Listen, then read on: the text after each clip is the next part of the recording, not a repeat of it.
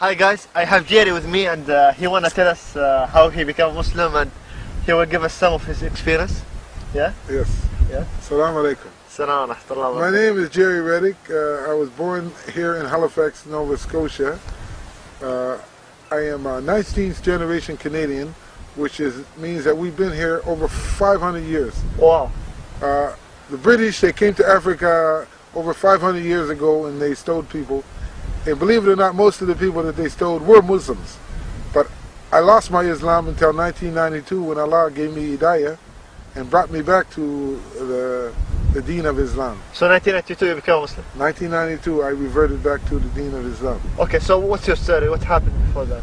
Well, before that, you know, if you read the story of Malcolm X, Malik al-Shabazz, you basically read my story. You know, I'm a young North American black kid who watched movies, and all the heroes, black heroes in the movies were gangsters or drug dealers or pimps, and so basically that was you know, the story of my life. You know, like either wanted to be a gangster or you were a gangster? I was all that. I was all that before Allah subhanahu wa ta'ala give me guidance to the Deen of Islam. But what's unique about that, we think that that is something special. But even bigger than that was the one who Allah guided to Islam, who was coming to kill Prophet Muhammad, Umar bin Khattab, you know? Like, this is bigger than anything else. Anything I was doing paled in comparison to that, you know, right? So Allah can guide whoever He chooses to Islam. But, you know, as a young person growing up in North America, I just wanted to be, you know, successful, but my idea of success was to be a gangster. To be a gangster. What does gangster include? Well, you know, it includes drug dealing, you know, to be a pimp, to be a gambler, to be a thief.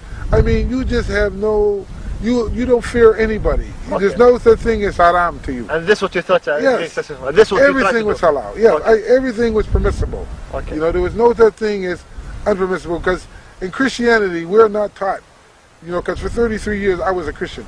We're not taught, you know, we're taught that Isa, the one they call Jesus, died for our sins. So no matter what we do, we're going to be forgiven. If you accept Jesus as you said, if you accept Jesus, yes. Yeah. Yes, okay. So you said at 33 years old, you're still a Christian? Yes, you were still a Christian? 33 years old, I was still a Christian until I was in Vancouver, British Columbia. Okay. And then I saw a guy, because at the time I liked clothes very much.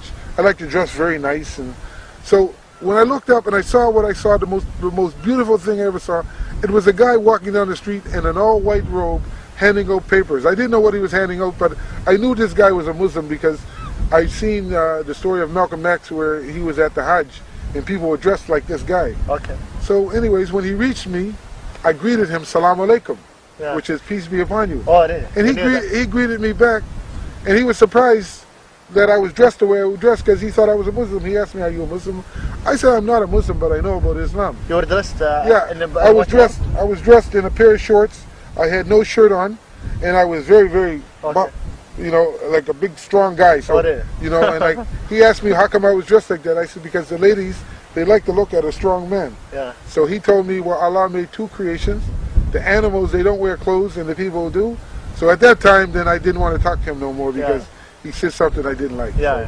So, but anyways, I bid him a farewell, and then I saw him about 6 or 7 different times before I finally decided to go visit him at the mosque one day. Okay. And that was the day that I went to the mosque to visit him. And when I went into the mosque, I noticed that the people had taken off their shoes, so I took off my shoes. And there were 3 people. There was him, and there were 2 other people. Okay. So I walked up to the back of him, and I tapped him on the shoulder, and I said, what do I have to do to become a Muslim? Okay. The 2 other guys that were sitting there, they closed the Qurans they were reading because they were very surprised. Because now I know that they've never seen anybody become a Muslim before. Yeah. So the guy, he told me, well, you have to take the Shahada. And the Shahada is the declaration of faith. Yeah. Right? And I said, well, what is that? So he's told me, it's to bear witness that there is none worthy of worship except Allah alone without any partner. Okay. And to bear witness that Muhammad is the messenger of Allah. Yeah. And that Jesus was the messenger of Allah. And that Moses, and, you know, to accept that all the prophets are from the Creator. Yeah. So when I did that, he said, okay, you're a Muslim now. So I said, okay, I want to get one of these outfits you have on. Yeah. He said, oh, that's going to take me a few days. So then one of the guys that was sitting there did something I thought was very strange, but I knew it was very important to him. He said to me, my brother, please, whenever you go to the washroom, sit down. And And I said, oh, okay. I didn't realize, but the way he said it to me, it seemed so important to him. But he said it right away. Yeah, he said it right away. But in hindsight, later on, I know now that he wanted to get in on this hasanah, this blessing that he was witnessing. Because but still, he should taught you something more important. He could have told me. He could have told me something else, but he knew right away that this is something that. And then it wasn't until sometime later, about 8 or 9 months later, I was reading what is known as a hadith, which is one of the sayings of the Prophet, where he was walking by the grave, and he said, in this grave there are 2 men being punished. One by the way he used to backbite, and the other one by the way he used to urinate. And in my mind I thought about that guy who told me to sit down. And I said, wow, this guy will know on the Day of Judgment how important that was that he told me. So this is very beautiful. And you became a Muslim since? Yes, I became a Muslim, and then I went to Ottawa, because in Vancouver, where I took the Shahada, everybody was in a hurry to do nothing. Nobody took the time to teach me. And at that time, I still associated Islam with Arabs. So I said, okay, I will go to Ottawa, because I know in Ottawa there's embassies and there's a lot of Arabs. So my intention for going from Vancouver to Ottawa was to learn about Islam. So when I got there, I stayed with my brother, who was a Christian, but he used to drink the alcohol. So after a while, I knew I couldn't live with him. So I went to the Salvation Army, which was a place where men who don't have a place to stay can go. But almost the second day I was there, I went to the mosque, and I met a guy at the mosque, and he said, where do you live at? And I told him I stay at the Salvation Army. He said, okay, you come and live with me. I said, yeah, sure. I just thought he was just saying that just for some. So at the end of the night, when I was getting ready to go back to the Salvation Army, he said, okay, come with me. I said, what do you mean? He said, you told me you need a place to stay. And remember, my brother, I was leave Vancouver to go to Ottawa to learn about Islam. I come to learn that this man, he was staying in the house that was owned by the Islamic Information Center. So I was in the exact place I wanted to be. There was no such thing as a coincidence. If it is written by Allah, which in Arabic is maktub, it will happen, and that's what happened to me. And you learned there? I learned so much there. I learned about what the hadith was, what the salat was. I learned almost everything about Islam, because there was people every day used to see me do something wrong, and they would say, brother, there's a hadith. Then they say, brother, there's a hadith. So after about 4 or 5 times, I said, you always tell me I'm doing something wrong, and you say there's a hadith. I said, what is a hadith? He said, hadith is what the Prophet said, what he done, or what he approved of. I said, okay, where would I find him? And he pointed to a wall full of books. And he said, you see that? He said, they are all hadith. If you read that, you will read the life of the Prophet Muhammad. So, and you read?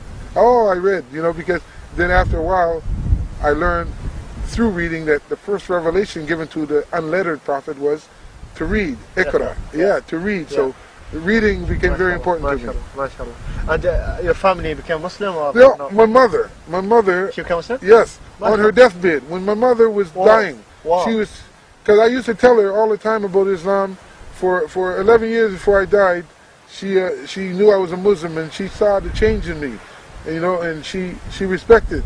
So much so that one day she asked me to go to the store for her, because I know that the Prophet Muhammad said 3 times, your mother, your mother, your mother. She's so important, and Allah tells you to give respect to the womb who bore you.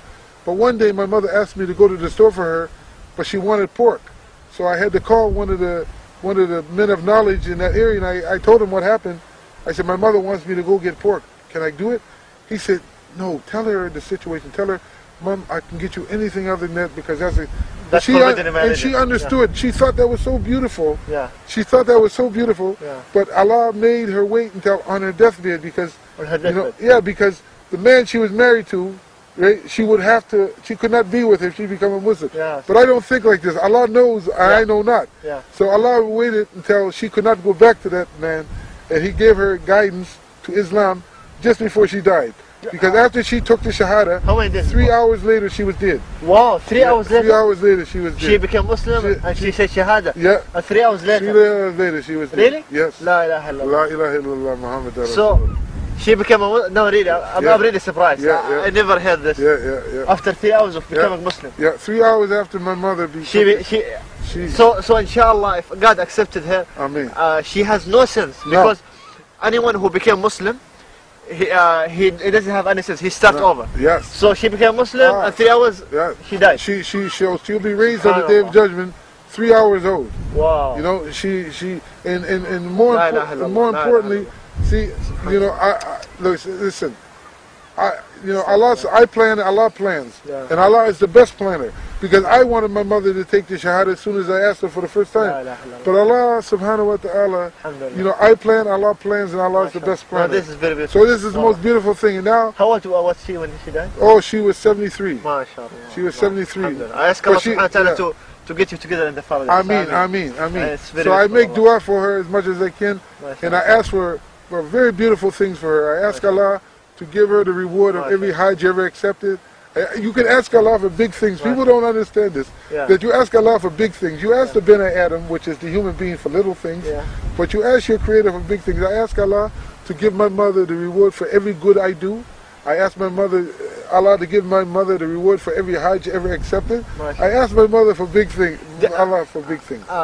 When she became Muslim in these 3 hours, did she had the chance to pray or? No, because she was still in a semi-coma. She was in a semi-coma, but she said, La ilaha illallah. I said, Mom, because I come in, her eyes were closed when I come into and I asked everybody else to please leave. Because nobody else, they would say, oh, they were doing nothing for her. But I had went home and I took a shower, I made wudu, and I prayed 2 rakah to Allah, and then I come to visit my mother. And I asked everyone to leave, and I said, Mom, you know, time is just time because the doctors already told me she's not leaving the hospital. So I said, Mom, you know, soon you will meet your Creator. I said, you know who this is? She said, yes. I said, who is it? She said, it's Jerry. I said, okay, Mom, listen, you should take the Shahada. I said, repeat after me. She said, I said, La ilaha illallah. She said, La ilaha illallah. I said, Muhammad Rasulullah. She said, Muhammad Rasulullah. I kissed her. I said, Mom, you are a Muslim. And I left. Alhamdulillah. That's very good. That's very beautiful. Alhamdulillah. You know, now it's for me to make a Hajj for her, because I've been to the Hajj once for myself, and now the brothers there told me that you should make a Hajj for your mother. Did you do that? No, I will do that inshallah in the next year or so. Hajj is a pilgrimage, if you don't know what Hajj means. The pilgrimage to the host that Abraham built with his son Ishmael. You know, so I will have the intention to do that. Perfect, man. And you've been Muslim, so if you became Muslim 19... I am 19 years now, I have been Muslim. 19 years or 20 years, yeah. MashaAllah. Now it's 2011. Yeah. MashaAllah, tabarakallah. And 1992 I become a Muslim, so next year it will be 20 years that I have been a Muslim. Alhamdulillah. And you're traveling all over Canada to make da'wah, which is to convey the message of Islam. You know, because now we're in Newfoundland, and he came all the way from Halifax just to go to the downtown and to go to some cities around St. John's, just to call people to Islam. To tell people that's what about you Islam. came here. Yes, right? That was our intention. And I read from the 143rd ayah of Baqarah, where Allah subhanahu wa ta'ala says that a big responsibility is placed upon us to convey the message to the people. So this is your question in this slide. Yes. You wanna yes. You know, like why? Because we are messengers of the messenger. Because you know the Prophet Muhammad, he said in his last khutbah to take this message to those who could not be here. So you know, even though my knowledge is very, very, very, very, very small, what little I know, I will try and tell somebody, and then I will give them the name, the number of somebody, or the website of somebody where they can go get bigger knowledge from a scholar or an alim. Perfect. MashaAllah, tabarakallah. It's very interesting. It's very nice. I want you to give a message to the Christians before we finish. Do you have any message to any Christian or anyone who's not Muslim who's watching the video? My message is very simple: that we must humble yourself. You must humble yourself to your Creator, because Allah is the one who gives life, and Allah is the one who gives death. And in between life and death, you have a big chance to understand our purpose for being here. We are here for a reason, right? We are here to worship our Creator, to be good to our family, to be honest to people, to not to lie, to not to cheat. All the good things you teach your children is what Islam is. Thank you very much for giving me this time to make the interview with you. Thank you, my brother, and I hope that that inshallah that on the Day of Judgment I get some reward somewhere. If one of your viewers say subhanallah, then maybe I will get the reward for that subhanallah, and may Allah reward you for conveying this message to the people.